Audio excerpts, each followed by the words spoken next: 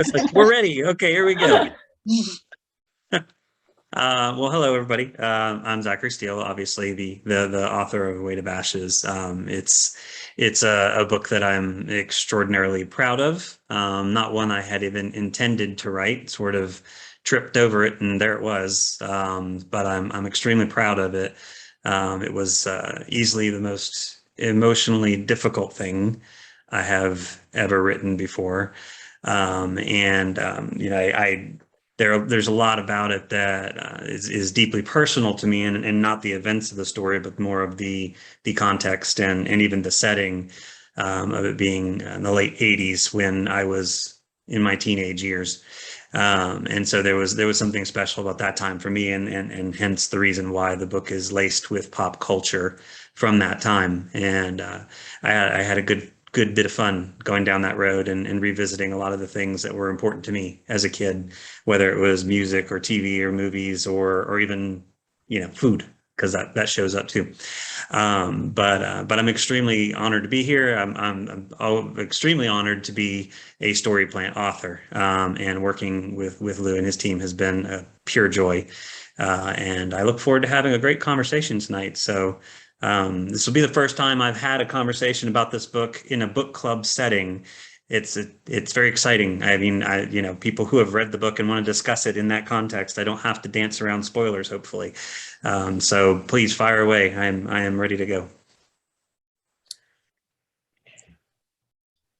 I'll get us started because I always blab.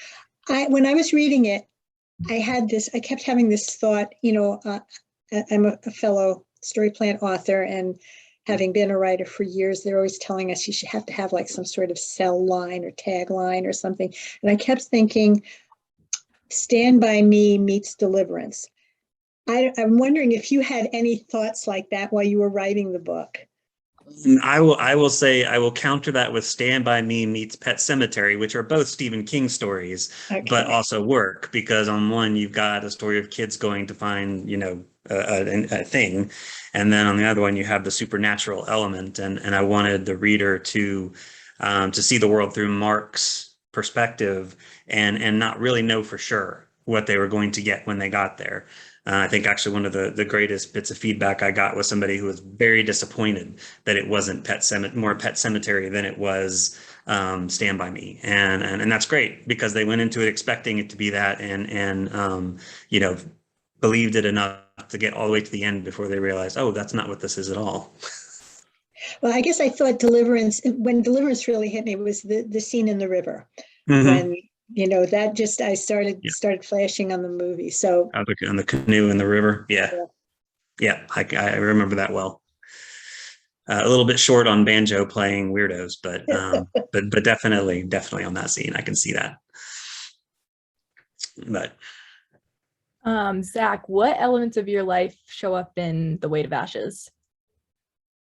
There are two parts of it that are actually real world things. The opening scene of the car wreck is actually taken from a car accident that I was in as a passenger in a silver 280Z that went through a stop sign and got hit by a 66. Everything there is accurate, except it didn't roll and there were no fatalities. We did go 70 miles off or 70 feet off the road like this, and it was very scary, and I thought my friend had died, but that part of it was real. The antagonist of the story, Gordon, is kind of loosely and not so loosely based upon a childhood friend that I had, who was also named Gordon.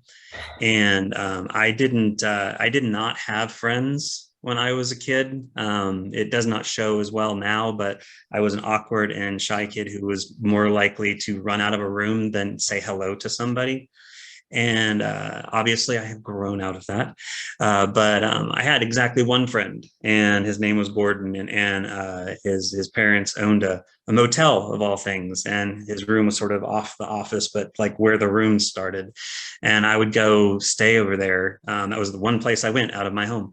And, we listened to music. Every time I hear the Miami Sound Machine's conga come on, I think vividly of memories in there, and we played Commodore 64 games, and we ordered pizza, and we had fun. And then Gordon was just a little bit on the risky side of life, and he pushed boundaries, and he got into really bad trouble when I wasn't around. I don't know if I was a calming effect, but he certainly was a bad influence on me because I would go do stuff with him. Ultimately, I'm thankful for that because it taught me that it's okay to go beyond your boundaries sometimes. But he was a really, really good friend of mine. And when I was 17, he committed suicide. And it hit very, very hard. I had a very long journey on that one, just trying to get past it. And I thought I had healed from it. I didn't realize until 30 years later, writing this story and kind of seeing Gordon's world through his POV, through his eyes.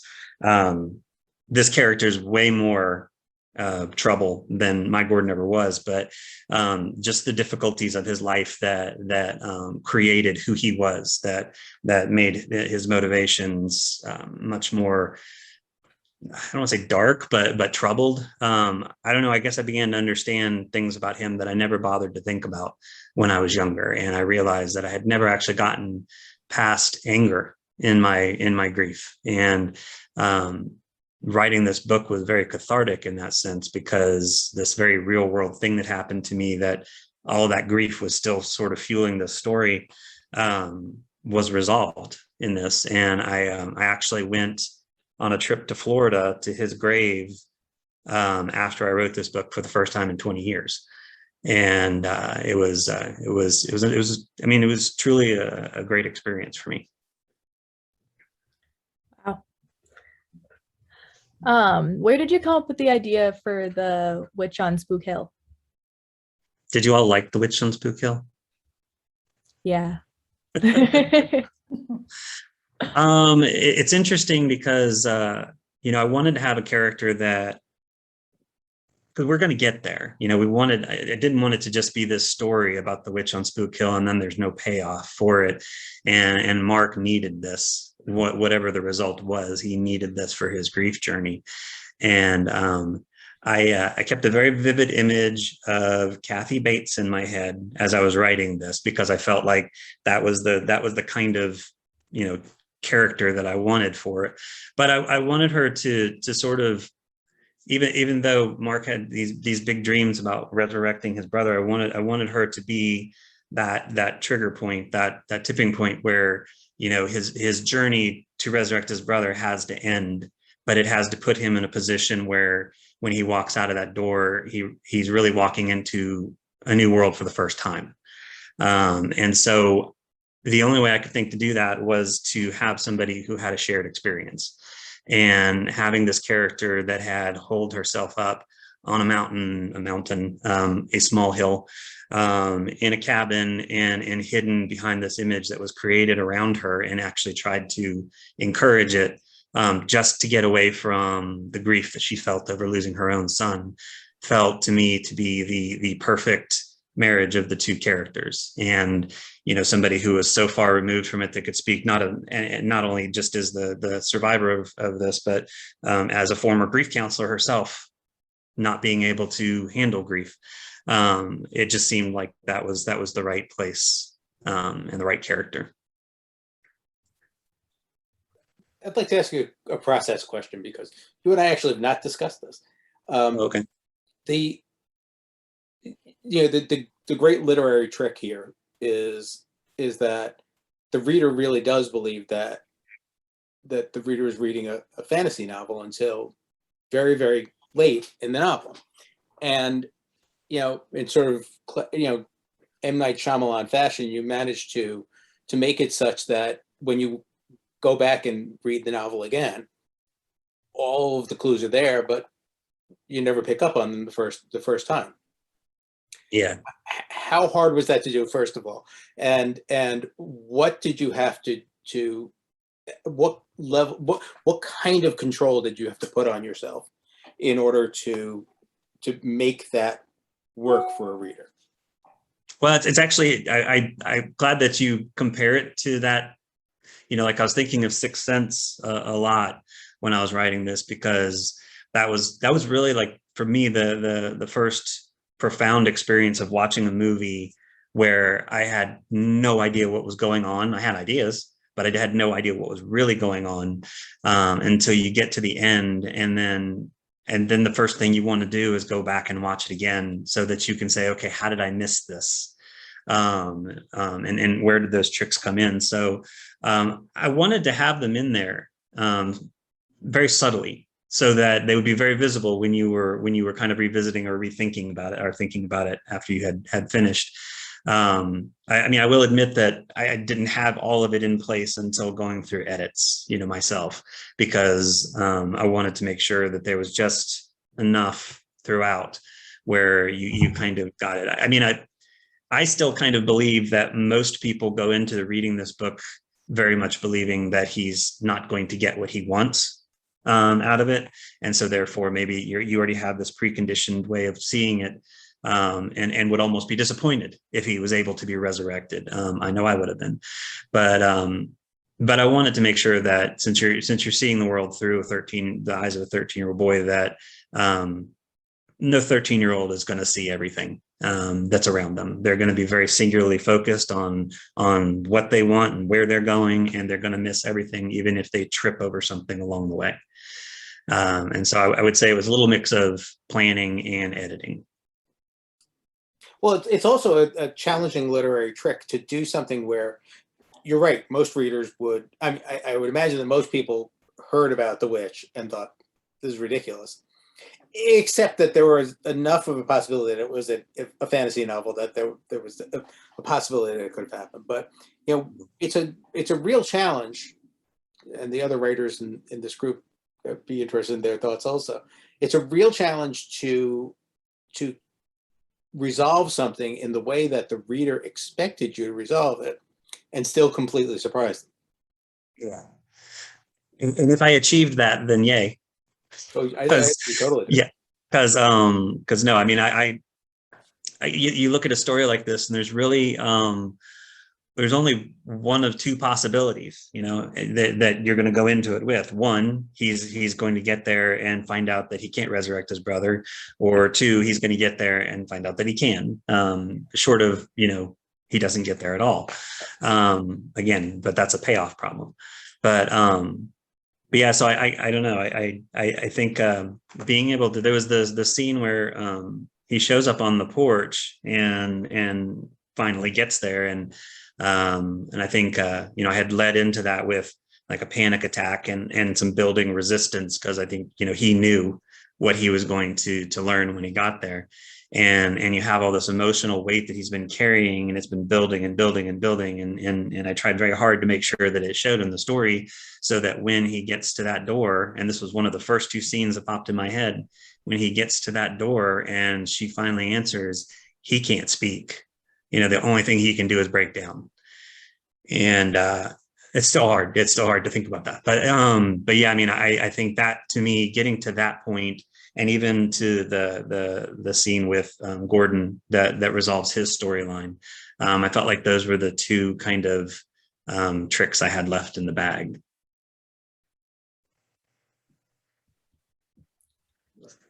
I have a real trivial question.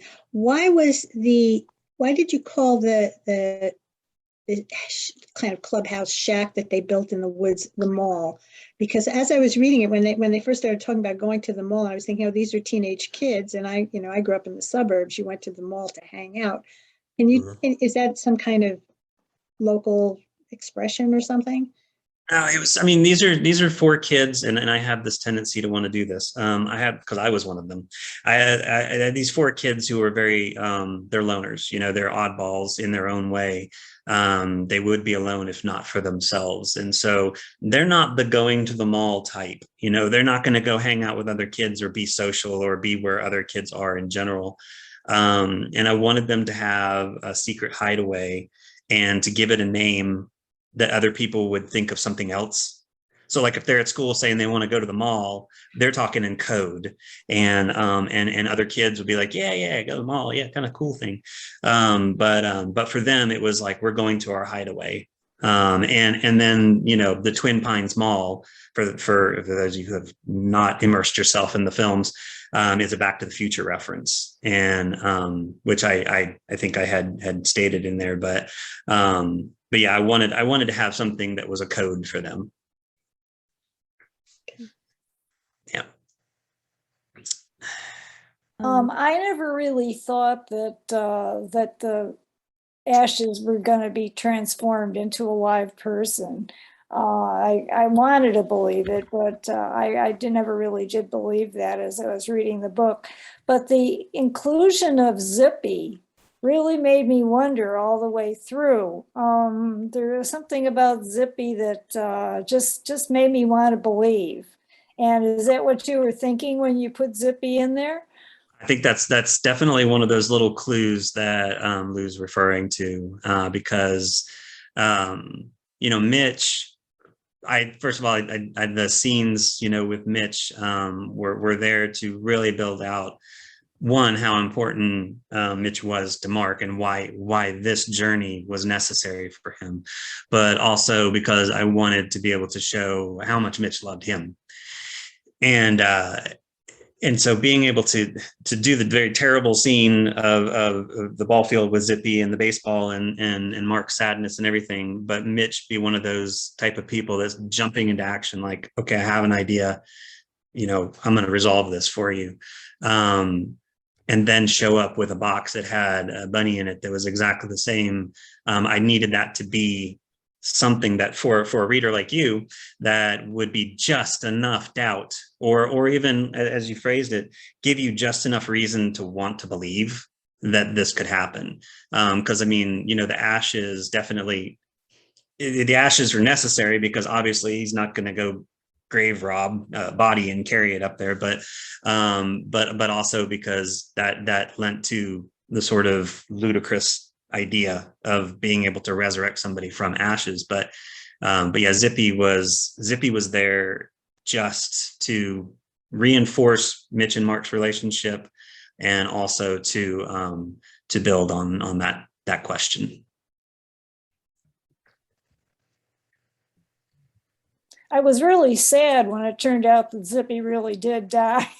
I know, and I think it's probably a good thing that Mark was so immersed in his grief for his brother at that moment, that he didn't stop to think about the reality that Zippy was gone forever, to add on to it.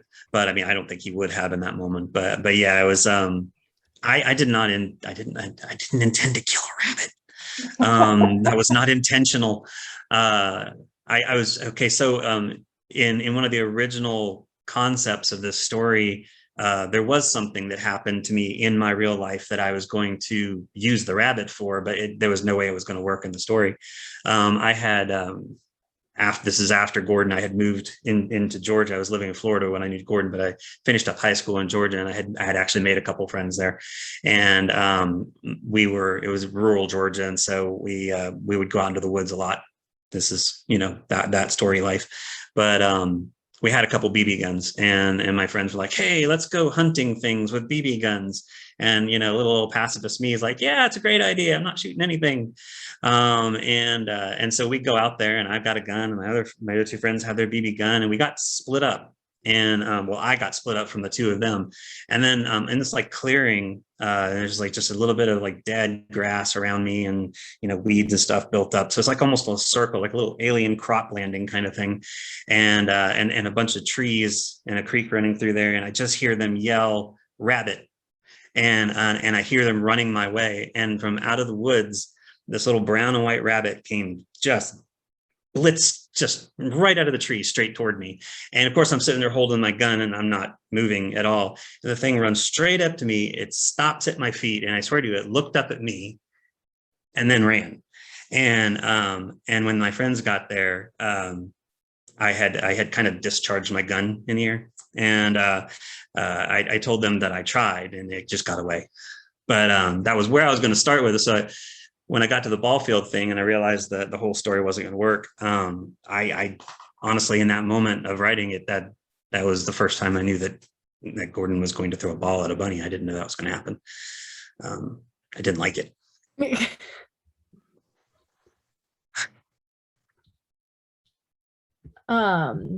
Why did all of the friends have nicknames for each other? Like, was it hard picking them or anything like that? No, I actually knew their nicknames before I knew their names. Yeah, again, I wanted to have four friends that quite clearly needed one another in many, many ways and had known each other for a while.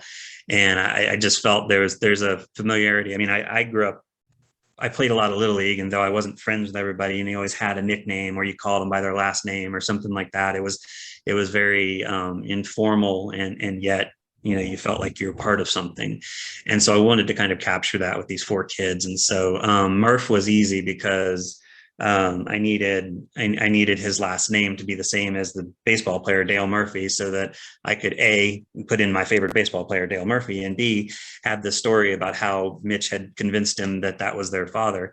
So the Murphy part was easy, and Murph is a natural thing on that. Dunk, I don't know, it just sounded like Dunk was probably a big kid, and so I wanted to have that. And so only thing Dunk works with, without just being completely crude, is Duncan. And Mo and Maurice and Reggie. I don't know, that was I kind of wondered, how do you get a girl named Reggie? And then I kind of worked backward with that, and came up with the middle name of Regina, and a tomboy who wanted to be known by something other than Regina, or I guess it was not a middle name, it was a first name. Yeah, I'm sorry. Go ahead.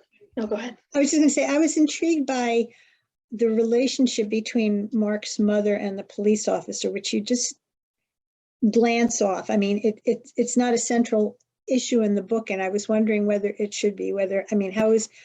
What was going on in Mark's head with all of that?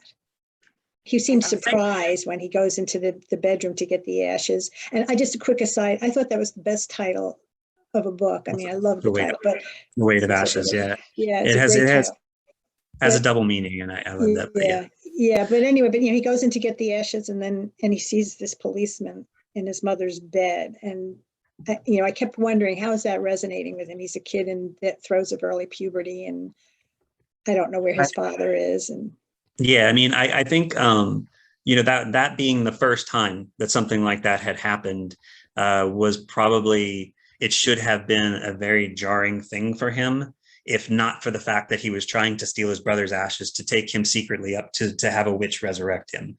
I feel like his mind might have been on other things, and so I didn't really want to focus on that part of it. I did have Dunk make his usual crude comments about such a thing, to sort of bring it back up. But again, Mark was very singularly focused on his mission. But I don't know, I wanted to have, my parents divorced when I was 6, so I have no memories of them married. My father remarried, my mother never did. And my stepmother was, though I got along with her decently well, there was a lot of tension between the 3 kids from my mom and her. And so I wanted to have something where it was a new concept, because she hadn't really done this to this point. But I didn't want to have, especially given everything going on, I didn't want to have Mark be vocally resistant to it. He's very supportive of his mother, and you kind of don't know if is she an alcoholic, or is she just dealing with this badly, this whole loss of her son kind of thing. And Mark is a very sensitive kid, and so it seemed to me that his response would be he would want to be very supportive of this, though not expecting to find Officer John in his mother's bedroom the next morning. So that's why, the whole awkward conversation with him, and trying to find something to talk to, and realizing, oh, he likes baseball, being the gateway there, because there always has to be something to connect the other person in the room. But yeah. I was going to ask if so I don't know if it was just me catching up with all the movie reference vibes that were going on, but was it intentional to kind of have, whenever Gordon storms the mall, seem like a Goonies trap? Because I got massive Goonies vibes. No, I mean, I obviously I love the Goonies, but but I think, given the era that this takes place and the movies that Yeah. happened at that time, there was a lot of this kind of thing. I didn't specifically think of the Goonies at all, but yeah, I can see that now that you mention it. I just had like the massive flashback, and I know they're like not related, but like I just had the massive flashback of like what's his name at the top of the well yelling down, Andy, you Goonie, at all the kids while Gordon is storming through the mall, and I was like, oh gosh, like I mean it's so good because I mean also he just gets the crap beat out of him while he's he's breaking through the wood, but I also wanted to go off the Officer John point. I feel like having him not really like recognize it was almost better, because I know at the end whenever they get picked up, they get taken out, I was like, he's searching so hard for this kid, and it's like as an adult now I'm looking at it and I'm like, he's like, not just because it's a missing kid, but because this is the son of the woman he loves. And as a kid I would have been like, oh whatever, but now I'm like, oh my gosh, this has like a different meaning to it, and I really like that. I really like that point. Yeah, and I think that's something I was actually conscious of, as I was writing that. I think initially I hadn't really intended on doing the whole romance thing, but it sort of happened organically while I was writing it, and it seemed to fit, so I let it go. And then I started thinking about him in that context as a kid, seeing him as the cop, and that authority figure that you try to avoid, and then you have me as an adult thinking about it, especially, being in a situation now where, I'm in a relationship and there's a child involved, and I'm like, oh my gosh, I feel like I would do anything to protect this child. And so I wanted him to have that in him as well, because he's a good guy. He's maybe in some ways a little bit backwards and awkward in talking with Mark, but he definitely has that dual motivation of being like, well, there's a child missing and I need to take care of this, and also, this is Morgan's child, and I need to protect him. So I'm thank you, Allison. I appreciate that, because that was something I was very conscious of. I mean, like I said, it was not go ahead. No, I'm sorry, I keep cutting you off. Go ahead. It's part of it's my like, I've told Lou this before, where I live, we have bad internet connection. So sometimes I don't see or hear you guys speak and I just go for it. So I apologize. It wouldn't have hit the same, I feel like, if I was younger. It was a very touching thing, and I was already ugly crying from the book. So I was like, oh God, it was like 2:00 in the morning and I was just sobbing. So it was, I mean, that's exactly what you wanted. Like, you want to invoke that emotion. So it was perfect, but yeah. My very best friend and basically my brother, who is not the emotional type, he sent me a message telling me that he wouldn't go so far as to say it made him cry. It made him get emotional. And I was like, okay, well, if I got you emotional, and then I had somebody else actually swearing at me because I made her cry. And so for me, I don't know, that's like, okay, that's great. That's praise. I'm sorry you ugly cried, because I know that experience is just like otherworldly, but, and I'm sorry I didn't have the gift for you, but, compliments of my girlfriend Jess, who is here. I'm grateful to hear that it evoked emotional responses, because I feel like not only did I want people to get completely emotionally attached to Mark and to Mitch and to the family and to his friends, but I've said this before,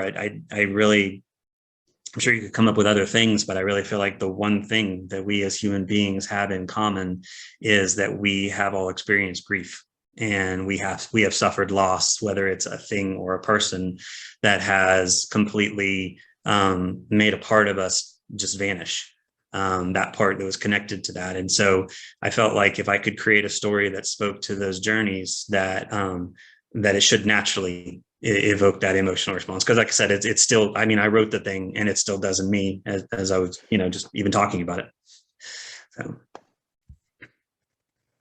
What I was going to say is that I really liked the way you ended with the police officer John giving Mark the lighter bat. I mean, you used the baseball imagery throughout the whole book, And that to me was such a, I mean, it was subtle, but it just was such a bonding moment. I mean, this was a kid who wanted to play baseball as well as his brother did and couldn't. And maybe his problem was he just had that too heavy a bat. I mean, so Yeah. that Officer John was sensitive enough to find that way into Mark's heart. I thought that was a really, really nice touch. I mean, again, because you use the baseball as a metaphor throughout the whole book. It was very nice. Thanks. I think Lou has read multiple manuscripts from me, so I think he could probably agree that I do enjoy those little subtle moments of showing what characters have emotionally for one another. So yeah, those little small things that add up to create a character that you remember and feel attached to. So thank you for seeing that detail. I do have some questions for readers if you guys don't have any more questions right now. So Mark believed the witch on Spook Hill could resurrect Mitch. Did you believe in it as well, or did you believe he would discover it wasn't true? What were your thoughts on that? I mean, like No Lynn one said answer. earlier. Yeah, I would say like she said, like I was hoping it was true, but I also was like, oh, like we're doing that again. But I was just hoping it was true, and then it was like angry, but also not angry at the outcome. I don't know. I think it was exactly what it needed to be. Does need to be. That's a good way of putting it. Exactly what it needed to be. Yeah, for everybody, not just the characters. I mean, it's cathartic in a way. Was anyone disappointed that he wasn't resurrected? No. I was not. Another one. So in the end, Mark learns that Gordon's suffering from the loss of Mitch as well as the guilt from being responsible. So was that moment like enough to change your views on Gordon?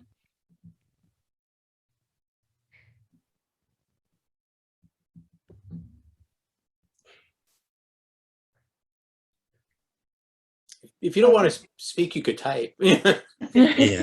I'll say that I thought it finally gave a human element to Gordon, which I treasured. But Gordon made a lot of poor choices in his life, and in one respect, I was kind of sad that I didn't expect the gun to work because it had been through the river, but I was kind of sad that it didn't work. Because I That's thought fair. that was a fitting end. Yeah. I had at one point in time, again, early on when I was sort of drafting it in my head, I had that scene very differently where Mark had the gun and he actually pulled the trigger and it didn't go off. But then I realized that's so not Mark's journey, and it would have completely changed him forever, whether the gun went off or not.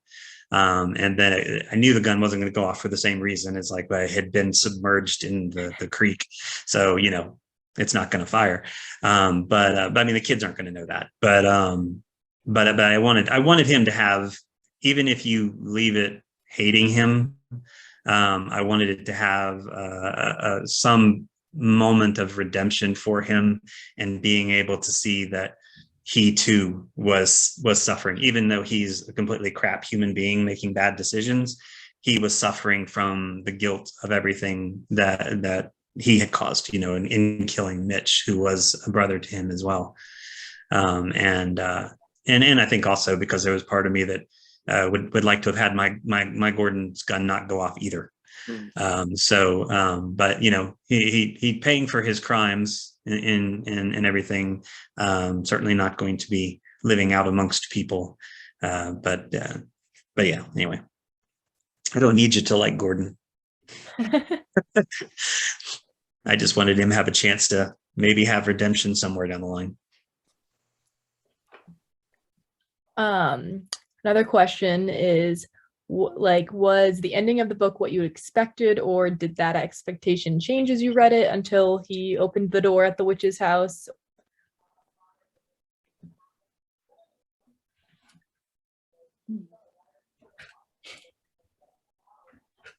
And also part of that question, what alternate ending would you have chosen if you were writing this book? Well, I Okay, see, kind now of I would love to hear that answer. Yeah.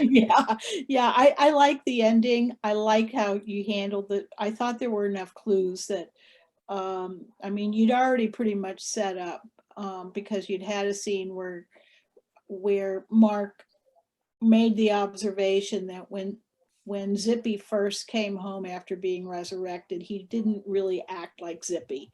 So I thought there were plenty of clues planted as to what was going to happen.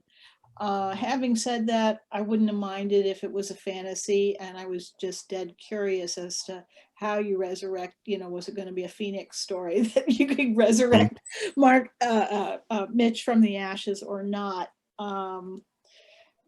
But it's, I think that,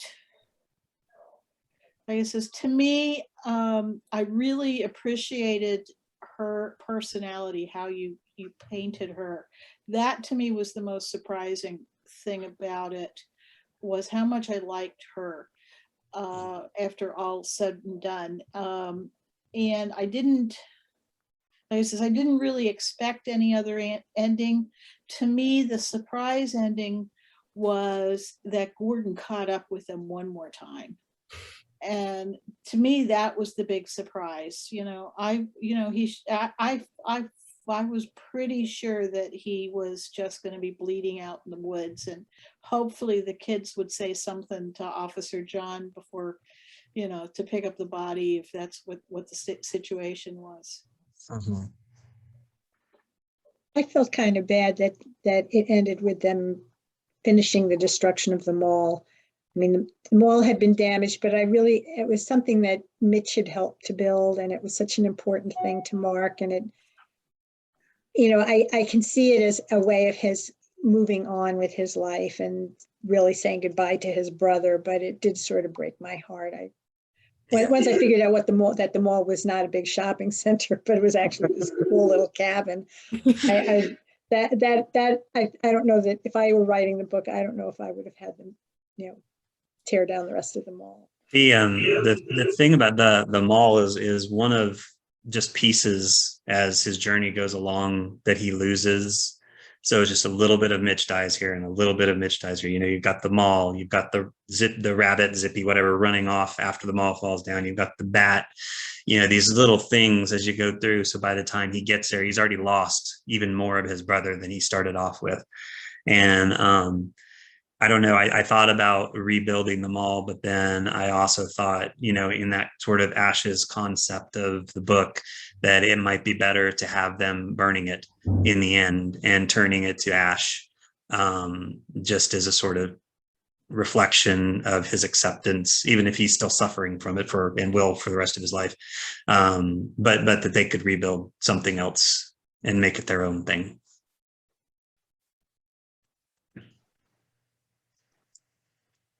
Another good question, unless anyone has any other answers. No, I was just going to say, because I was a playground leader at one point in my life, and the style of construction that is built by kids that age, once that thing came down, there was no rebuilding it. They weren't going to rebuild it. Now, I mean, I played that whole Dunk's father was in construction, and they use blueprints for it. I mean, it's fine and it works, but they weren't going to rebuild that thing again. Who knows if they'll rebuild anything else? I was really hoping that all the friends would get together and rebuild it and see how that went. Yeah. Another question, if the book were a film, who would you want to play Louis Grimes, the witch on Spook Hill? I've already voiced my opinion on that. I guess better stated, when you were reading it, was there anybody that you thought of? Some people work that way, some people don't. I thought of somebody local in my hometown, just because she had just lost her kid, and my brain just jumped right to her, and I was like, oh my goodness, why am I thinking of you in this story? And I think because I knew this girl, I knew the little girl growing up, so it was hard in that aspect, but like I would not want her to play that. She wouldn't be a good actress. But I wanted to ask you, who would you want for the rest of the cast? Like, who's your dream cast? It's interesting. I didn't. This is one of those where I didn't really think of like casting other than the Kathy Bates thing, because between that's somewhere between the craziness of Misery and the sort of oddball Steel Magnolias, and all the characters that she played, she seemed to have that vibe, and it just visually worked well for me. But I didn't actually. I had sort of physical models of people. Like when I thought of Morgan, I kind of thought of Kim Basinger, but not like the normal Kim Basinger, but the one from 8 Mile. That was like a train wreck of a human being kind of thing. And Officer John, I really didn't have anybody in mind for that at all. And the kids are the kids. So, I'm not going to sit here and pretend like I know kid actors all that well. But they all had elements of the kids specifically all had elements of a mixture of kids that I knew at that age. So I think physically that's where that kind of came from. But I don't know. There are all so many characters from my personal life. Like I've known the guy who runs the junkyard, Tank. I mean, I grew up in so many rural places. I knew so many Tanks that, I didn't need to think of an actor because I had so many examples from my life. And so I think that I'm just trying to think of the characters, and I can't really think of anyone beyond Louise Grimes that I really used, I guess Morgan too, but used any kind of thoughts of an actor in that one. But it's a fun game to play that I usually play in everything else I do. But for some reason, this one, I didn't. My favorite version of that is there's a New York Times bestselling author who I will not name, who took me through her process once, where before she starts writing, after she's already sort of imagined the characters in her head, she then does this massive Google image search to find a face that looks just like her character. And she does it with all the major characters, and then she just puts them up all over her office. So the entire time she's writing the novel, she's looking at the characters, and interestingly, because they're not actors, I think they aren't. She has to imbue all the characteristics that a novelist has to imbue to create a character in the first place, but she just has a face to go along with it. Mm-hmm. Wow. And I did something similar like that with the Fallen Hero, which is the fantasy manuscript that Lou has also read. And there's 2 characters in there that definitely I ended up getting. I do like fantasy art Google searches. I don't do real person for the fantasy part of it, because you can get more of the sort of magical and stuff out of the characters. But there's 2 characters in there that I have images for that I still go back and reference every once in a while. I'm looking for like a little minute detail. So I can appreciate that on a very tiny level. I pictured, I'm blanking on the name of the TV show, but for Reggie, I kept picturing the actress who was Winnie in that, the Fred Savage show. Danica McCallum. It was yeah. Danica. Yeah. That's who I pictured. The Wonder Years. Wonder Years. Thank you. Yes. Thank you. Sorry. Oh. Yeah. Danica McKellar. Yeah. I can see that. Yeah. I mean, she definitely has some physical characteristics that are similar for sure. And also kind of the person, the girl amidst all these clueless boys, Yeah. The smart girl around, surrounded by clueless boys. Yeah. Zach, have you thought about like what would happen to these characters after the book ended, or anything that like could go into a sequel, or if you thought about anything like that? I have not given any thought to a specific like sequel or where the characters go from here, because this kind of wraps itself up. Now I do have another story idea that I want to write that I don't even think, Lou, I haven't given you this story idea yet, but he's like, well, why did I come on? But I thought of this story idea, and it doesn't need to be in the same town, but I thought what would be really cool is to have this other story take place in the same town, but 30 years later. And it involves characters that have nothing to do with the Weight of Ashes, but every once in a while you get a little Easter egg. So you do find out what happened to Mark, and you do find out what happened to his other friends, without really, or at least some of them, without really having to even introduce them as characters. And in that way, kind of build a sort of universe with the town where the town itself is a character, and has these stories throughout. But it's nice to meet you too, Lynn. Sorry you're having some technical issues there. But yeah, so I wouldn't ever want to write a sequel because I feel like their story is done. That was Mark's journey, and that's done. But I definitely do want to write this other idea and kind of have the Easter eggs built within. I love that idea, especially if like they might know they have their old friend named Mitch. This is what happened to him, like that kind of thing. So that's really interesting. Yeah.